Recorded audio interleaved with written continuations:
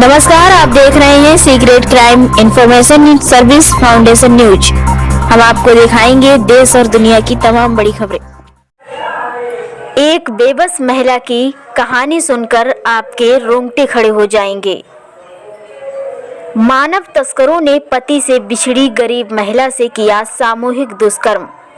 वेश्यावृत्ति का अड्डा चलाने वाले मालिक के हाथ बेचा।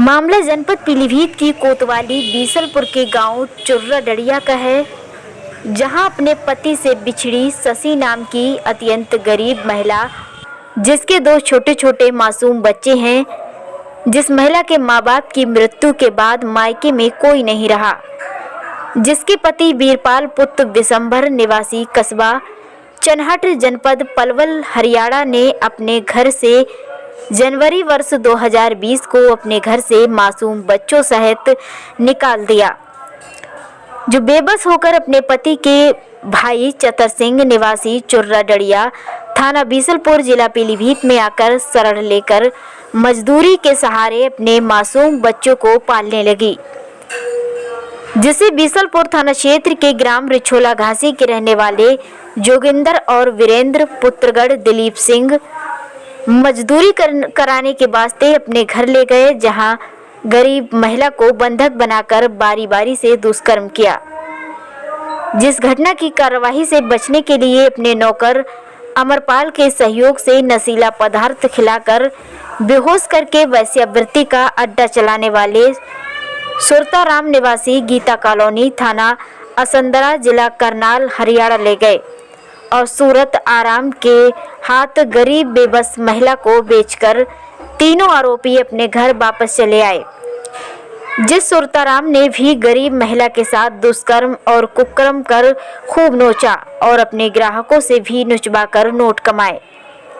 जैसे तैसे बेबस महिला फरवरी 2021 को सुरताराम दरिंद्रा के चंगुल से छुटकर अपने जेठ चतर सिंह के पास बीसलपुर आ गई, जिसने पूरी घटना अपने जेठ को बताई और अपने साथ दरिंदगी की रिपोर्ट लिखाने पुलिस अधिकारी के दरवाजे खटखटाने लगी।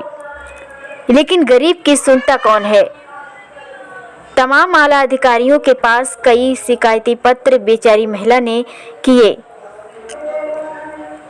किंतु योगी जी की पुलिस ने रिपोर्ट नहीं लिखी। थक हार कर बेचारी ने अदालत का दरवाजा खटखटाया, जहां रिपोर्ट दर्ज करने के तो आदेश हुए, किंतु न्याय की चिड़िया तो आसमान में मंडरा रही है, जो गरीब की पहुंच से बहुत दूर है।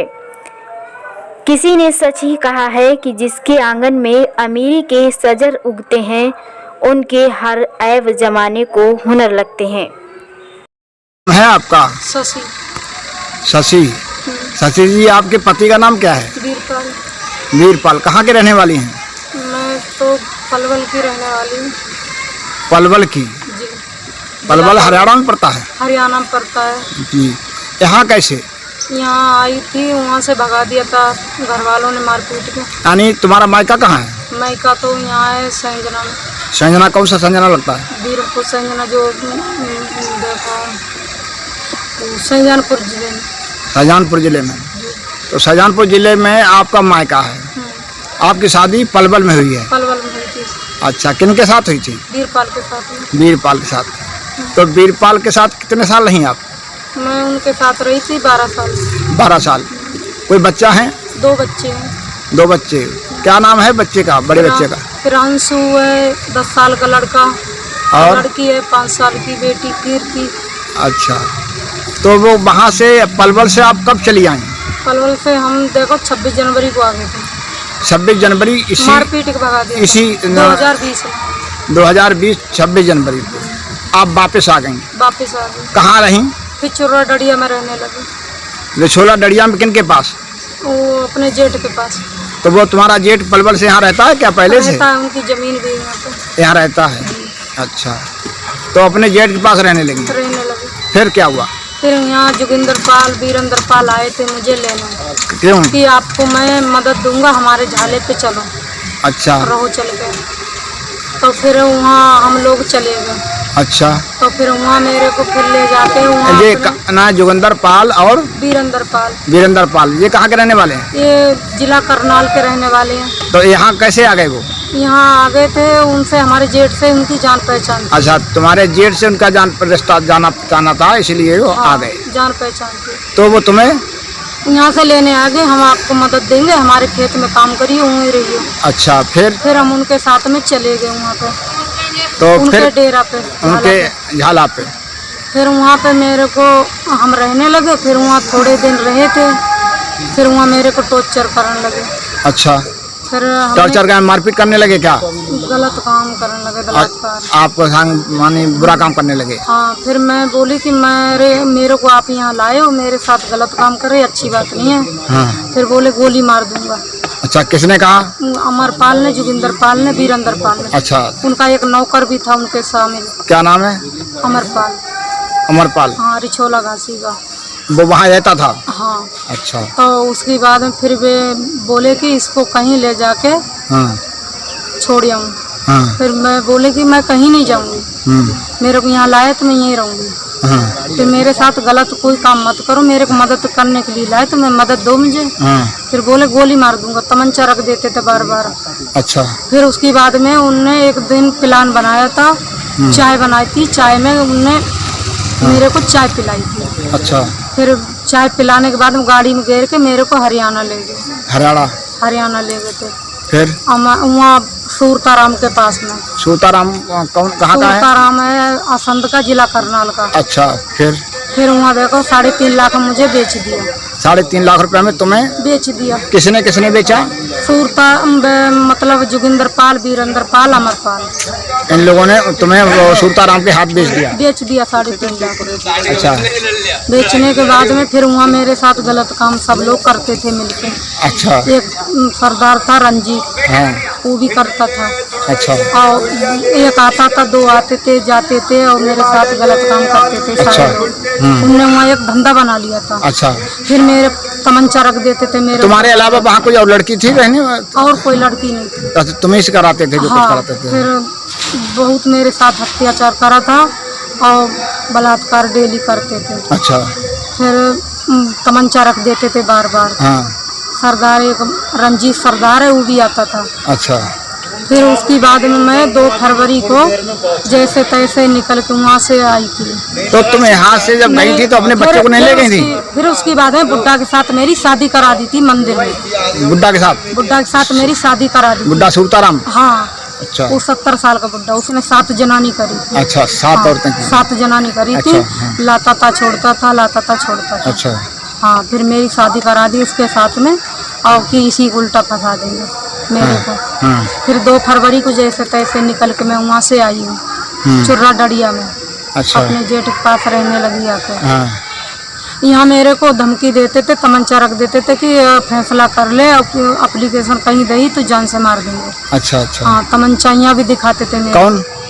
नहीं, जब 2 फरवरी को मैं यहाँ आई थी। यहाँ कौन तमंचा दिखा जाता? वो जोगिंदर पाल, वीरेंद्र पाल, अमरपाल। अच्छा, ये तुम्हें वहाँ छोड़ के वापस चले आए थे? मैं वापस चले आए, फिर इनसे मैं वहाँ से यहाँ आई हूँ भाग के।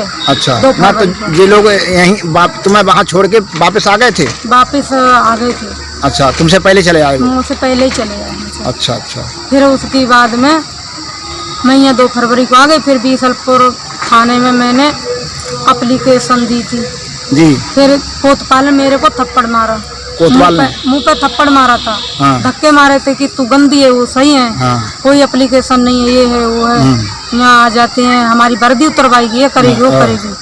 फिर वहाँ से हम चले आते, फिर चुर्रा चौकी पाते हैं। वहाँ भी देखो दरोगा है, वो भी मेरे मुंह पे थप्पड़ मारता है, कभी एप्लीकेशन फेंकता, कभी मजाक करता है।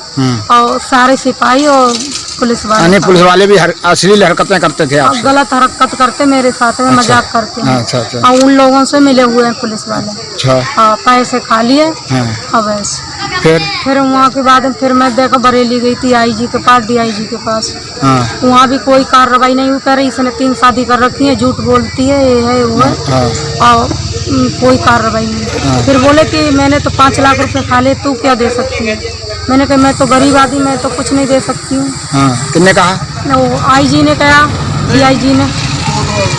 कोतवाल ने कहा कि मैं तो 5 लाख रुपए खा लिए, अच्छा आप क्या दे सकती हो? अच्छा मैं गरीब आदमी, मैं तो कुछ नहीं दे सकती। अच्छा अच्छा तो फिर धक्का मार के थप्पड़ मार के भगा देता है बार बार। 5 बार गई हूँ बीसलपुर थाने में।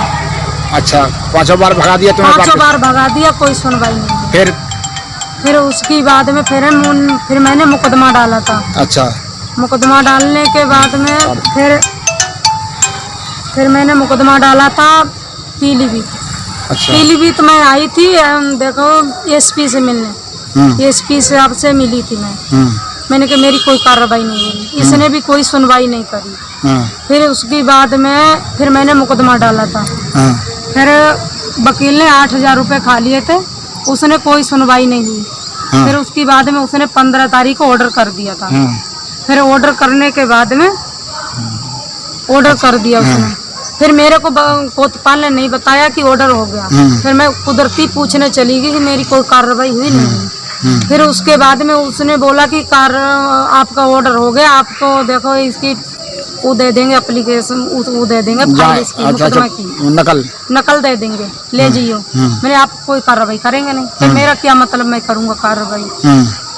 फिर उसकी बाद में फिर देखो FIR नहीं लिखी जाती है, बार बार धक्का दे दिया जाता है मुझे ना। FIR तो अदालत के आदेश पे FIR आपकी लिख गई है। फिर वो बैठे रहे थे काफ़ी दिन तक। फिर उसके बाद में हम इधर उधर भागते ही रहते थे, जब भी कहीं चैन से नहीं बैठे थे। फिर एक दिन की बात, फिर वो बोला कि आपके बयान लिए जाएंगे। फिर हमने वहाँ बयान लिए। बयान में उसने मेरे को तंग बहुत करा, ना पानी पीने दिया, ना बाहर जाने दिया। अच्छा, बहुत परेशान करा। महिला ने, दोनों ने। तो कौन कौन महिला थी? दोनों महिला थी, उनके नाम तो जानती नहीं। कोतवाल ने परेशान करवाया था। अच्छा अच्छा। हाँ, फिर देखो उनने बयान में कभी उल्टे सीधे बोलती थी, कभी बैठने दे देती थी, कभी पानी नहीं पीने देती थी। तुम्हें परेशान किया जाता है कि बयान हमारे हिसाब से करे, अपने हिसाब से ना करे। हाँ, सही बात ना कह पाए। हाँ, सही बात ना कह पाए, बार बार पेच फाड़ती थी। तो FIR दर्ज होने के बाद अब कई तारीख में FIR दर्ज हुई? FIR दर्ज तो 4-5 तारीख की हुई थी, अंदाजे से पूरा पक्का पता नहीं। अच्छा। फिर उसके बाद मैंने मेडिकल करवाया, बयान होने के बाद में। हाँ। मेडिकल करवाने के बाद मेडिकल हो गया, कितने दिन हो गए हैं लगभग? मेडिकल 6 दिन हो गए हुआ था। 6 मई को हुआ था। 6 मई को? हाँ। अब 20 मई को तो मेरे बयान हुए थे। अच्छा। हाँ। तो इसके बाद में अभी तक पुलिस उन्हें पकड़ने नहीं गई? पकड़ने नहीं गई। मेरे को बार बार धमकी देते हैं, ये भी पुलिस वाले भी, जानते मानने के भी। पुलिस वाले भी धमकी दे रहे हैं? हाँ, कि फैसला कर ले, वापस फैसला कर ले, नहीं तो मारी जाएगी। अच्छा। और अब क्या चाहती हो आप? अब मेरे को न्याय चाहिए। अच्छा। हाँ, मेरे को न्याय चाहिए, मुझे न्याय मिल जाए। ठीक ठीक, तुम्हारे साथ अन्याय हुआ है और तुम उसके लिए, न्याय के लिए भटक रही हो। ठीक।